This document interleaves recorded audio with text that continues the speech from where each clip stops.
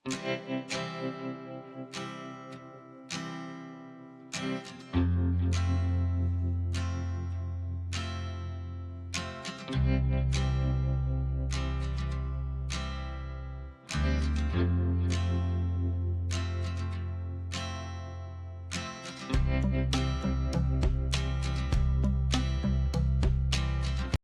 everyone, welcome back to my channel. যদি আজি আপোনালোকে প্ৰথমবাৰৰ বাবে মোৰ ভিডিঅ' চাই আছে তেন্তে welcome to my channel. আৰু যদি আপোনালোক মোৰ ৰেগুলাৰ ভিউৱাৰ্ছ হয় বা আগতেও মোৰ ভিডিঅ' চাইছে then welcome back to my channel.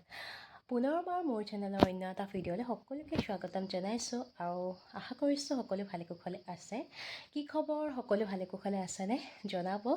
আৰু আজিও বোলো ব্লগ এটা ষ্টাৰ্ট কৰোঁ বুলি ব্লগটো ষ্টাৰ্ট কৰিছোঁ। দেখাই যাম সকলোখিনি কেনেকৈ কি পাৰ হয় বা দিনটো বা কেনেদৰে দিনটো যায় বা কি প্লেন আছে সকলোখিনি দেখাই যাম।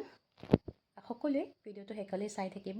তেতিয়াহ'লে বলক বহু বেছি পলম নকৰাকৈ ভিডিঅ'টোৰ মাজলৈ আগবাঢ়ো। আৰু দিনটোৰ আৰম্ভণি মোৰ একাপ চাহৰ সৈতে। দিনটোৰ বাকী সময়ত চাহ খালোঁ বা নাখালোঁ, এই ৰাতিপুৱাৰ সময়ত এই কাপ চাহৰ কিন্তু মোক খুবেই প্ৰয়োজন, লাগিব আৰু আপোনালোকৰ ক্ষেত্ৰত কেনেকুৱা হয় নাজানো, কিন্তু মোক লাগিবই। তাকে আজি বুলি কফি খাওঁ বুলি ব্লেক কফি কাপ ৰেডি কৰিবলৈ লৈছোঁ। খুব সহজ হয়, গৰম পানীখিনি আৰু লগতে কাপটোত কফিখিনি দি দিলোঁ। তেনেকেই আৰু ব্লেক কফিটো খুব ইজি হয়। বিনা চেনিৰ চাহেই হওক, গ্ৰীণ টি হওক নাইবা ব্লেক কফি একাপ মোক লাগিবই এইখিনি সময়ত। আৰু এই চাহ কাপে বা কফি যি কি নহওক, এই কফি কাপে মানে খুব বেছি এনাৰ্জি আৰু এক্টিভনেছ কৰি ৰাখে গোটেই দিনটোৰ কাৰণে। আৰু লগতে নিজৰ মাইণ্ড ৰিফ্লেক্স সকলোখিনি ফালৰ পৰা মানে নিজক এক্টিভ কৰি ৰাখে বুলি মই ভাবোঁ। আৰু আজি ব্লেক কফি কাপ ধুনীয়াকৈ ৰেডি কৰি লৈছোঁ। আৰু কফি কাপৰ লগত খাবলৈ বুলি এয়া মানে মায়ে পিঠা বনাই ৰাখিছিলে, তাকে আজি পিঠাকে লৈছোঁ কফি কাপৰ লগত খাবলৈ বুলি। আৰু পিঠাখিনি যিহেতু অকণমান মিঠা কৰি বনোৱা হৈছে আৰু অকণমান মিঠা, সেইকাৰণে কফিৰ লগত মিঠাৰ কম্বিনেশ্যনটো ধুনীয়া নহয়, সেইকাৰণে আজি পিঠাৰে কফি কাপ খাম।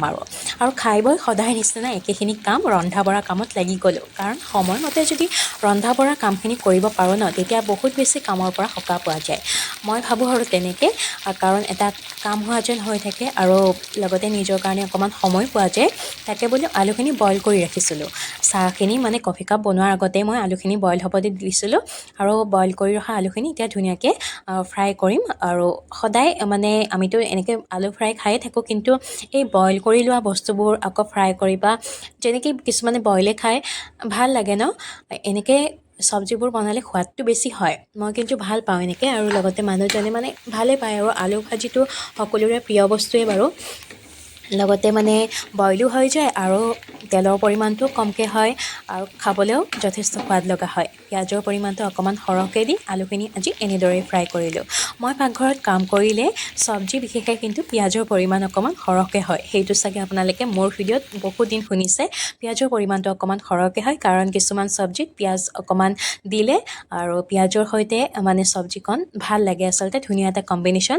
ইফালে আলুখিনি ফ্ৰাই কৰিলোঁ, লগতে ভেন্দিখিনিও ধুনীয়াকৈ এটা শ্বেপ দি এয়া মানে কাটি ল'লোঁ। আৰু কুৰকুৰি ভেন্দিৰ নিচিনা শ্বেপ দি আজি ধুনীয়াকৈ ভেন্দিখিনি কাটিছোঁ। আৰু এতিয়া ধুনীয়াকৈ ভেন্দিখিনিও ভাজিম।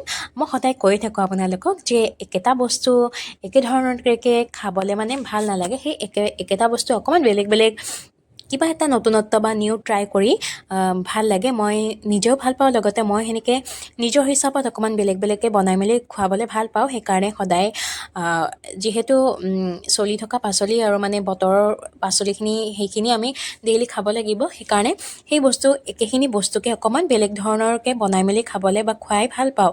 আৰু সেনেকৈ ট্ৰাই কৰোঁ। আপোনালোকে চাগে দেখিছে ইতিমধ্যে বহুত ভিডিঅ'ত দেখি আহিছে। আৰু ভেন্দিখিনিও ধুনীয়াকৈ মানে ভাজি দিলোঁ। আৰু ইফালে কথা পাতি ভেন্দিখিনি মোৰ ৰেডি হৈ গ'ল।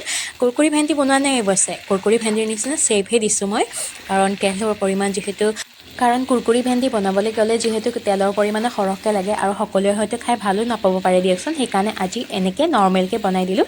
কেতিয়াবা কুৰকুৰি ভেন্দিও বনাম, আপোনালোকক দেখুৱাম বাৰু।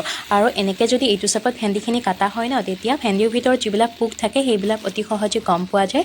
আৰু বৰষুণ বতৰত ভেন্দিৰ এই পোকবিলাক সাধাৰণতে হয়, সেইকাৰণে মানে এইটো চেপত কাটিলে এই পোকবিলাক সহজতে গম পোৱা যায় আৰু ধুনীয়াকৈ মানে চাফ কৰি ল'ব পাৰি। আনফালে আকৌ পটলখিনি নিমখ হালধি সানি পেলাই ৰেডি কৰিলোঁ। পটলখিনি ফ্ৰাই নকৰোঁ বুলি ভাবিছিলোঁ, কিন্তু জানেই নহয় চব্জিবোৰ আনিবলৈ দিন হৈ গ'লে গেলি পচি যাবলৈ নাই বা শুকাই যাবলৈ ধৰে বোলো শুকাই যোৱাতকৈ ইমান মানে কষ্ট কৰি বা ইমানখিনি দাম ভৰি চব্জিবোৰ অনা যায় শুকাই যোৱাতকৈ এনেই নষ্ট হৈ যোৱাতকৈ পটলখিনি ফ্ৰাই কৰি দিলোঁ গোটেই পটলখিনি অৱশ্যে ফ্ৰাই কৰা নাই কাৰণ যিহেতু আমাৰ মানুহ কম সেইকাৰণে অকণমান কেইটামান পটলে ফ্ৰাই কৰি দিছোঁ এনেকৈ আৰু বলক আজি ভাতৰ থালিখন ধুনীয়াকৈ ৰেডি কৰি লৈছোঁ আৰু একদম চিম্পল আৰু নৰ্মেলকৈ বনাইছোঁ আজি বিশেষ তেনেকুৱা একো নাই কিন্তু ভাল লাগে সদায় মাছ মাংস আমি খাই থাকোঁ কেতিয়াবা নিজৰ হেল্থটোক নিজৰ পেটটোক আমি ৰেষ্টটো দিব লাগে আৰু তাৰ কাৰণে এনেকুৱা ইয়াতকৈ মানে পেষ্ট একো হ'ব নোৱাৰে লগত লৈছোঁ অকণমান দৈ আৰু মিহি দানা আৰু মোৰ কিন্তু থালিখনত থকা প্ৰত্যেকটো আইটেমেই বহুত বেছি প্ৰিয় এয়া হৈছে ৰাতিৰ পৰিৱেশ যিহেতু ৰাস মহোৎসৱ চলি আছে ৰাসৰ ছিজন গতিকে বলক অকণমান আজি ৰাসৰ মাজলৈও যাওঁ এয়া হৈছে মিৰ্জাৰ পৰিৱেশ যিসকল লোকে মানে মোৰ মানে আমাৰ স্থানীয় লোকে মোৰ ভিডিঅ'বোৰ চাই তেওঁলোকেতো জানেই কিন্তু যিসকল দূৰৰ বা বাহিৰৰ লোকেও মোৰ ভিডিঅ'সমূহ চাই সকলোৰে ক্ষেত্ৰতে দিয়কচোন সকলোৱে আমি ঠাই বিশেষে বা বিভিন্ন ঠাইলৈ ৰাস থলীলৈ মানে যাব পৰাটো সম্ভৱ নহয় আৰু আজি মই যিমান পাৰোঁ আপোনালোকক যিমান পাৰোঁ গোটেইখিনি পৰিৱেশ খুব ধুনীয়াকৈ দেখুৱাম আৰু যোনে য'ৰ পৰা চাই আছে ভিডিঅ'টো মৰম দিব লগতে প্ৰত্যেককে কওঁ আপোনালোকেও যিহেতু নিশ্চয় ৰাস চাবলৈ যাব বা এতিয়ালৈকে চাইছে আৰু যিহেতু আৰম্ভণি আজি মাত্ৰ ছেকেণ্ড ডে হৈছেহে গতিকে সকলোৱে যিহেতু ৰাস চাবলৈ নিশ্চয় যাব গতিকে আপোনালোকেও পৰিৱেশসমূহ দেখুৱাব কাৰণ আমি সকলো কেইখন ৰাস মহোৎসৱ চাব পৰাটো সম্ভৱ নহয় গতিকে সকলোৱে আমি ভিডিঅ'ৰ মাধ্যমেৰেও এনেকুৱাকৈ অকণমান ৰাস উপভোগ কৰিব পাৰিম নহয় জানো বলক তেতিয়াহ'লে অকণমান আগবাঢ়িছোঁ আৰু কি ক'ম মানে ভাবি পোৱা নাই আচলতে যদিও মানে ৰাস বুলি ভিডিঅ'টো এইখিনি মানে ক্লিপ লৈছোঁ আচলতে কি ক'ম মই নিজেও আৱেগিক হৈ পৰিছোঁ কাৰণ এইবাৰ ৰাসৰ মাজত দাদাৰ মাজত ৰাস মহোৎসৱ কৰিছে মানে এক ভাবিব নোৱাৰা বা অকণমান চিন্তনীয় যেন কথা হৈ পৰিছে কাৰণ প্ৰত্যেকখন ৰাসথলী অকল ইয়াত বুলি নহয় দেই প্ৰত্যেকখন ৰাসথলীতেই মানে দাদাৰ কাৰণে যিমান যি স্পেচিয়েল কৰিব পৰা যায় সিমানখিনি স্পেচিয়েল কৰি ৰাস মহোৎসৱখন আয়োজন কৰা হৈছে আৰু গেটটোতে দেখিলে ধুনীয়াকৈ জয় জুবিন দা বুলি লিখি ধুনীয়াকৈ গেটটো বনাইছে আৰু বলক এতিয়া অকণমান সোমাই আহিছোঁ যেতিয়া ৰাসৰ পৰিৱেশটো দেখাওঁ আৰু গোটেইকেইখন প্ৰতিমা ওপৰতে দাদাৰ কাৰণে গোটেইকেইখন প্ৰতিমাৰ ওপৰে ধুনীয়াকৈ মানে বেনাৰ লগাই দিয়া হৈছে মই আপোনালোকক দেখুৱাই আছোঁ বাৰু গোটেইখিনি পৰিৱেশ ধুনীয়াকৈ লগতে সোমাই দেখিলে আমাৰ গণেশ পাপা আৰু অপজিট ছাইডে দাদাক শ্ৰদ্ধাঞ্জলি জ্ঞাপন কৰা হৈছে আৰু এয়া কিহৰ পৰিৱেশ সকলোৱে অকণমান কনফিউজ হৈছে হ'ব দিয়কচোন কৈ আছোঁ ৰ'ব এয়া আজি ছেকেণ্ড ডে মিৰ্জাত দাদাৰ নামত এখন কুইজ আয়োজন কৰা হৈছে অকল দাদাৰ নামতেই মানে ধুনীয়াকৈ কুইজ এখন আয়োজন কৰা হৈছে তাতে পাৰ্টিচিপেট কৰিছে আৰু এয়া ৰূপম ভূঞা অকণমান ক্লিপ তাৰেও ৰাখি দিলোঁ লগতে দৰ্শক মণ্ডলী আৰু এই কুইজখনত মোৰ মানুহজনেও পাৰ্টিচিপেট কৰিছে তাকে বোলো অকণমান পৰিৱেশখিনি যেনেকৈ যি নহওক ধৰি ৰাখিবলৈ চেষ্টা কৰিছোঁ আৰু ইফালে অকণমান তাৰ মাজতে ৰাসখনলৈও আগবাঢ়িছোঁ ৰাসৰ মাজলৈ যাওঁ বলক দেখিছেনে ধুনীয়াকৈ তেওঁৰ নামতে সকলো কেইখন মানে প্ৰতিমাতে তেওঁৰ নামত এনেকৈ বেনাৰ লগাই দিয়া হৈছে আৰু গোটেইখিনি দেখা দিছোঁ মই যি হিচাপত চাইছোঁ সিমানখিনি দেখাব গ'লে ভিডিঅ'টো বহুত দীঘল হৈ যাব গতিকে